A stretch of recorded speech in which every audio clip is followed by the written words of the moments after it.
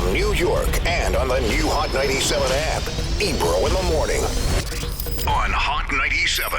Ebro in the morning, Laura Stiles, Rosenberg. Give it up for Senate Majority Leader here in New York State, Andrea Stewart-Cousins. How are you? I'm doing great. Thank you for having me here. Are you from New York? Yes, I am. Where? I was born in Manhattan. I grew up in Amsterdam housing. And then when we moved up to the Bronx and Parkside housing. Okay. So it was as an adult that I moved into Yonkers, which is Westchester. Mm-hmm. So I've been in New York my whole life. And, it's I just can't think of being anywhere else.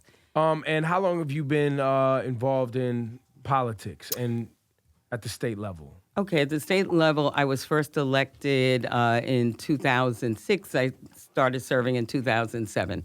So I have been in the Senate, and only the Senate since 2007.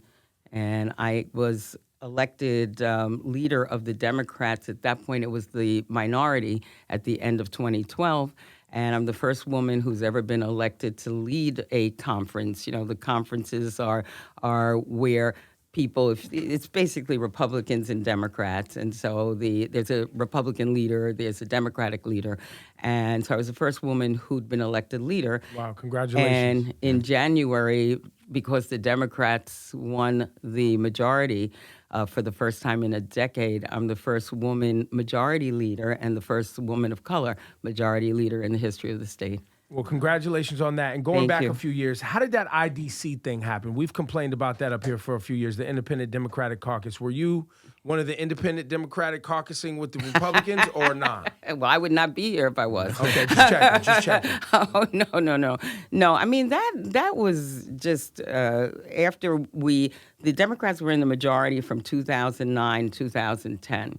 And when we lost the majority, there was a lot of things going on, a lot of finger pointing. And then at that point, the leader of the Independent Democrats decided after we lost the majority that he did not want to be part of the Democrats in the minority. And he formed the Independent Democratic Conference. What's his name? His name is Jeff Klein. Okay, we'll keep an eye on him. Right. Well, he's out now. Well, yeah, but just in case he tries to come back around, we won't forget. Listen, we got to remember. We got to remember these people. It's a crazy thing to do, to be like, I don't really like all this losing, so what I'm going to do is get off this team Right. and look at my own team. You know, And it's basically the other team, but it's just called my own team. That's wild. You know, and when it first started, what the Independent Democrats were supposed to be, according to him, was this group that would, if you had a good idea, Republicans, we would lend our 5 people, I think at that point, to you. And if you Democrats had a good idea, we'd loan our 5 people to you, but we're just going to be independent. But what happened after that, in 2012, the Democrats actually won the numerical majority with the IDC, and it was at that point that they decided that they were going to take their power group and give it to Republicans. Right. And so that's how it had been, and they were, just And Cuomo encouraged this, didn't he? Well, to maintain some sort of power over how it was moving. Be know, honest, you we've tell had us. like I said, it had gone on for a very long time, and there was no messaging that said that this should not happen. They were, saying that we, for some reason, didn't deserve to be in the majority, and so on and so forth. There was just a lot of Sounds like a load of crap. It went on and on and on, and it wasn't until the 2016 elections that with the national environment, people were like, whoa, how do we manage to sleep and wind up with Donald Trump as president? So they started looking at states because, 4 years, you're going to have this guy as president, but what happens in the states matter. And when they looked at New York and they saw that they had Democrats who were actually affiliating with Republicans, we were like, what? And there were things that we were trying to do that we couldn't do because the Republicans continued to keep control. So people started looking down there, and then they called the IDC out.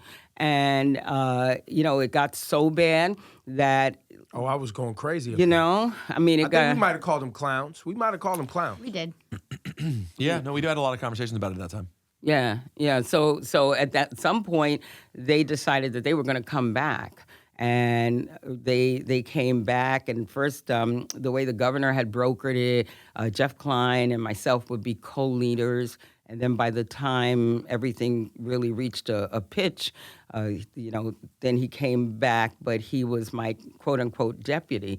And then the elections happened again, and he lost in a primary.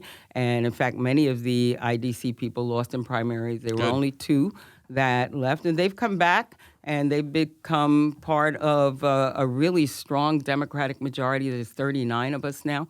It's the biggest majority in the House that has ever happened, quite honestly. And our conference is we're geographically diverse, we're demographically diverse. I said when in January, when we got sworn in, we, had so much history, not only the fact that I'm the first majority leader, but we had the first Salvadoran, the first 2 Colombian senators, the first South Asian senator, the first Iranian senator, the first Muslim senator, the first Chinese senator. Wow. Just amazing history being made in that chamber. We had for the first time in our conference 14 women. And again, we almost never had 14 women in the entire, there's 63 senators, just so everybody knows. And in our chamber in January of this year, there were 20 women.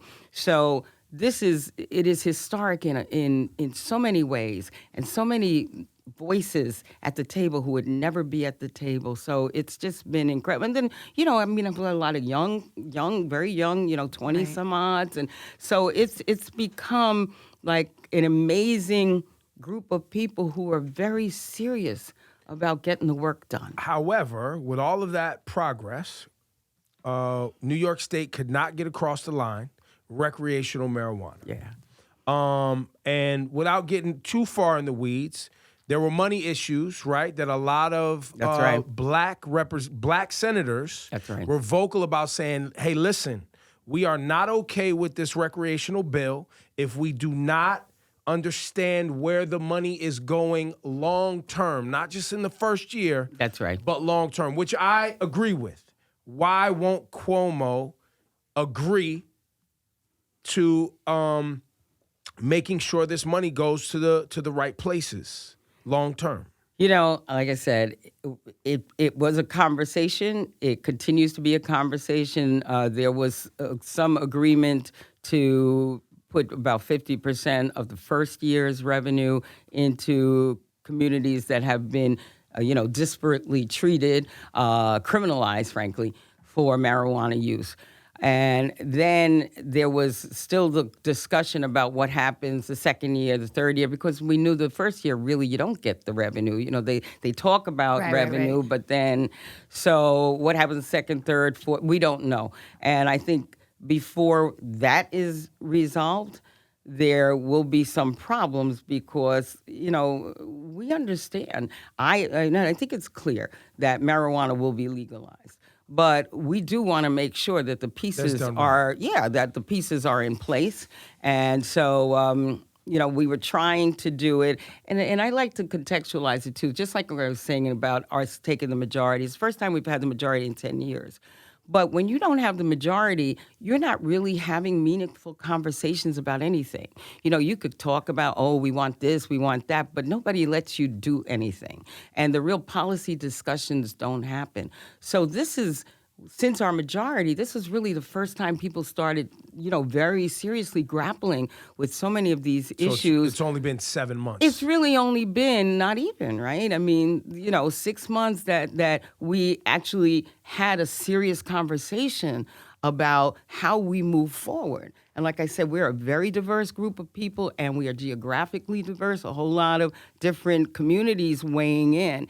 A whole lot of very new senators. I had 15 new people. So not only did they not have the conversation about the things that we were able to pass, and I want to say we were able to pass, gun laws really quick. We were able to pass voting laws quickly. We were able to do reproductive health quickly. We were able to deal with the LGBTQ issues quickly. We were able to do certain things quickly, but then there were other things that nobody's reform? even had. Is that rent reform? Well, the rent we did in June. Right. But we all knew that the rent laws were expiring. So that was top on all of our lists. We wanted to make sure that this expiration, we were ready, and we were ready with a program that would help tenants, because this thing had been so far, the pendulum was so far swung against tenants. We were losing hundreds and thousands of apartments people don't have any place to live. So we were ready for rent, but again,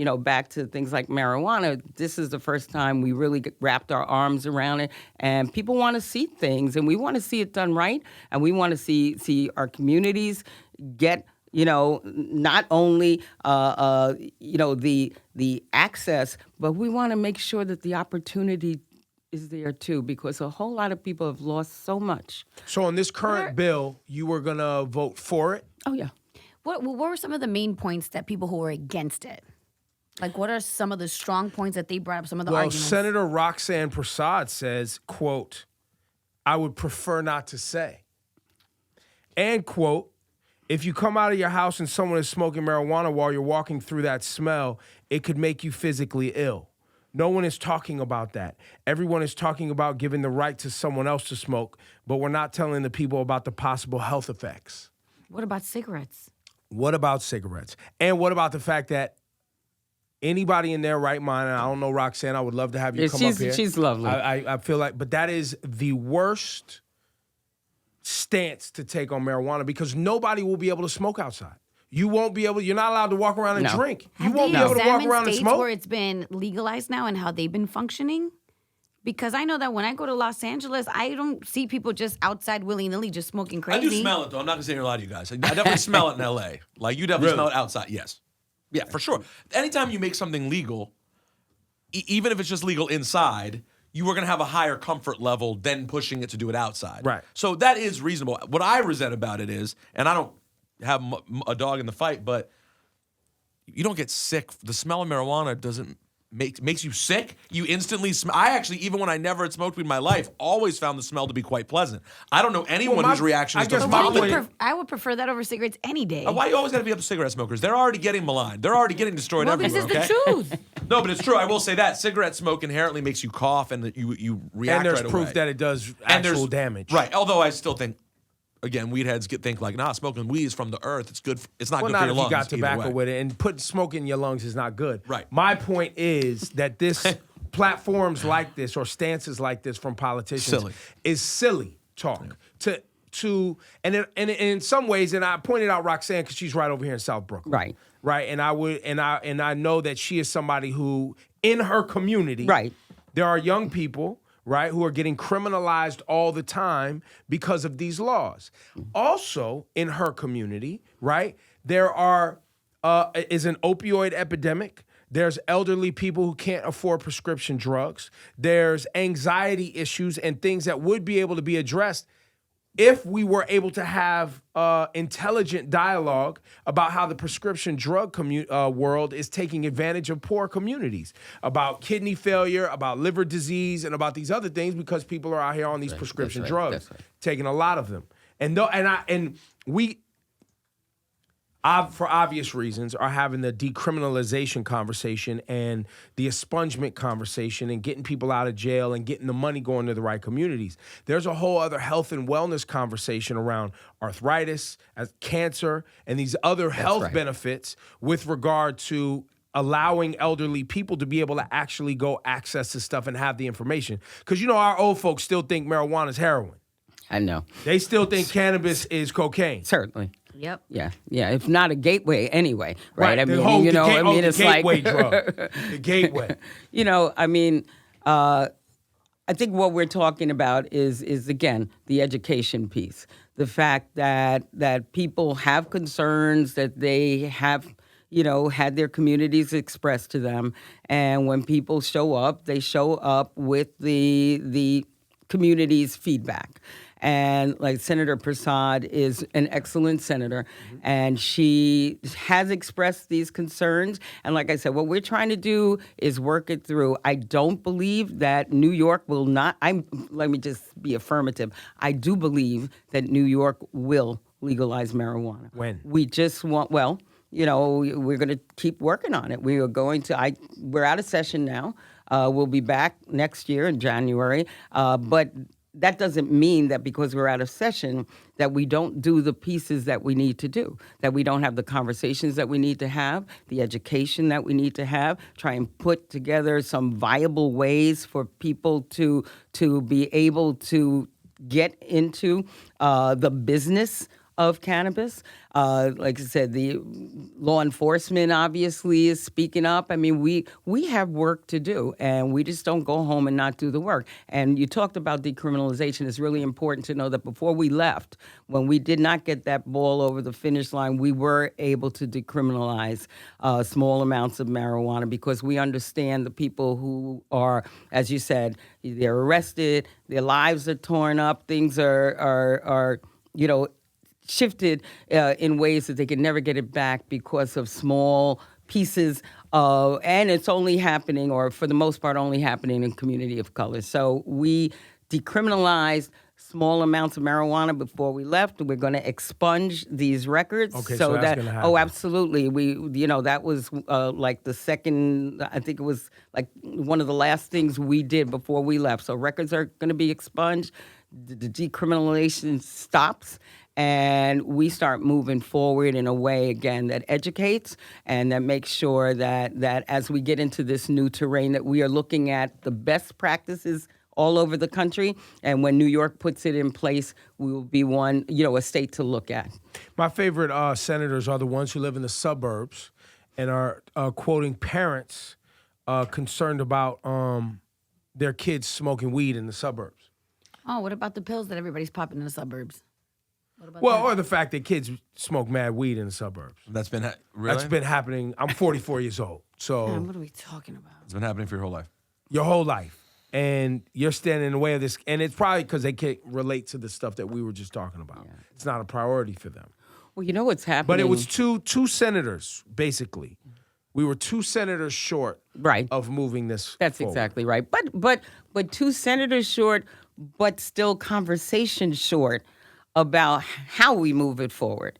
So like I said, I don't want to pass something that doesn't have certain things in place, So I think that you could say it's 2 senators short, but the thing is that we still don't have that revenue down. We still don't have, I insisted that there be somebody in charge of making sure that folks who would not normally have access to this, in terms of entrepreneurship, have access.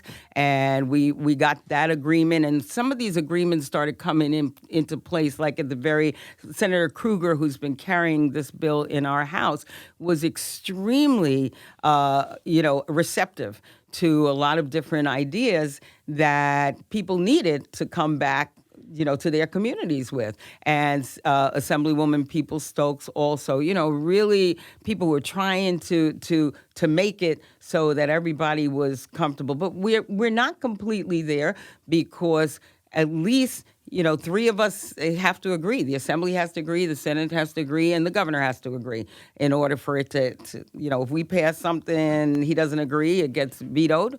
And so we got to make sure that, and we don't have a veto-proof majority, right? Because we're struggling just to get our majority to do this stuff. So we have to do something that everybody agrees with. And like I said, that's why the work over this period when we're out of session is important. And it's... Do you think Cuomo wants to be governor for the rest of his life? He's going to run for like a 9th term? What are we doing? Well, I know that he's announced that he's going to run for the next term, for the 4th term. So. And you're okay with this?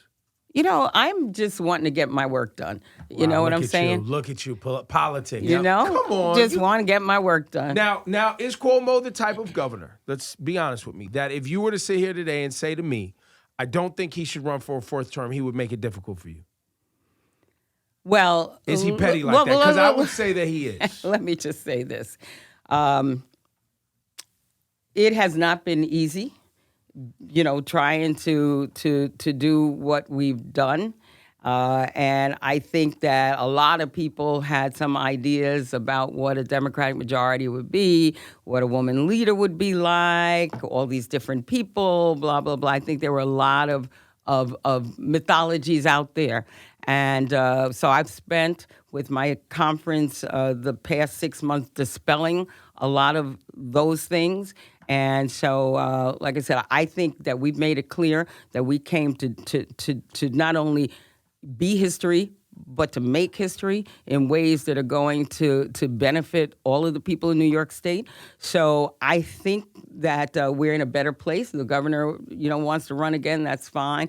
I don't see him making things more difficult or less difficult for me because I already know I have a tough job, but I have a great conference and we are getting things done. So it sounds like what I just heard was Tell me what you heard. devil we know is better than the devil we don't know. So if I would I'm rather saying- have somebody I understand. She definitely didn't call the governor a devil, though. I So- did not call the governor a devil. Very much didn't do that. Thank you, Metaphor- Peter. No Thank problem. you. Yeah, I did not say that. I'm I just got saying you. that. The I'm king just, we know is better than the king we don't know. Better. That's an easier like to that? say. You Or like- just the person we know is easier than the person we Is don't it know. a person? I don't know. He might be some sort of cyborg. Like, all what's I'm happening? saying is that I have gone, I have been tested and I have been tried and I have proven That's right. that we could do this. So whoever is there is, we came to do what we came to do. We got work to do. We got That's work right. to do. Her name is Andrea Stewart-Cousins, and we would love to have you back as this Thank thing, you. or at least get you on the phone, or at least get some info from your office. I promise. that we can give to people